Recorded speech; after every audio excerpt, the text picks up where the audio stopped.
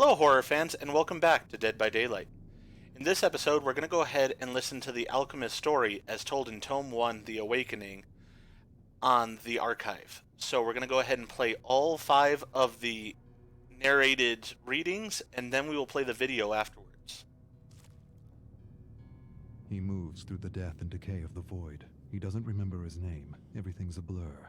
He feels pain in his stomach, in his arms, in his veins. He needs to find one of those flowers. The nectar, the sweet serum that gives strength. Strength for what? He remembers. The killers. Experimenting on them. Why? Why was he experimenting on them? He doesn't remember. He caused a lot of suffering, but he doesn't feel remorse. He doesn't even know if he should feel remorse. He doesn't feel anything but an ache in the pit of his stomach for power.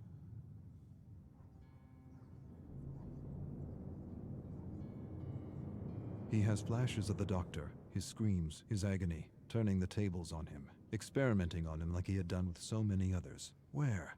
Not here. Somewhere else. Another world.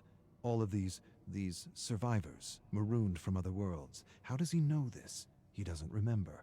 He remembers the experiments. What was he trying to understand? The nectar? The serum? The right dose? The right dose. To use without hurting himself. Too late.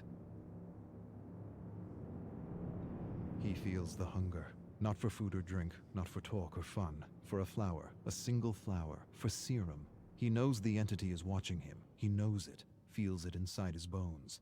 He doesn't want to be snatched for another trial, to suffer or cause suffering. And to what end?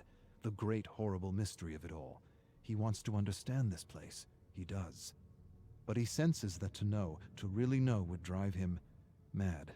Madness, that's what this place is. The embodiment of madness. He doesn't want to be pulled into another trial. He wants to return home. He must return home. That's why he was studying the serum. It gave him insight. Insight to what? He doesn't remember. Home.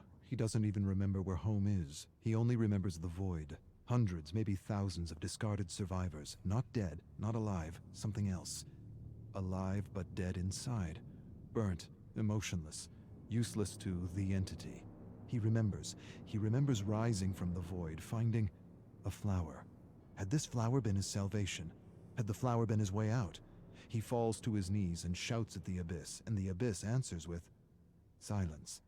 The silence is so deafening it hurts. He buckles over, climbs to his knees. He needs serum.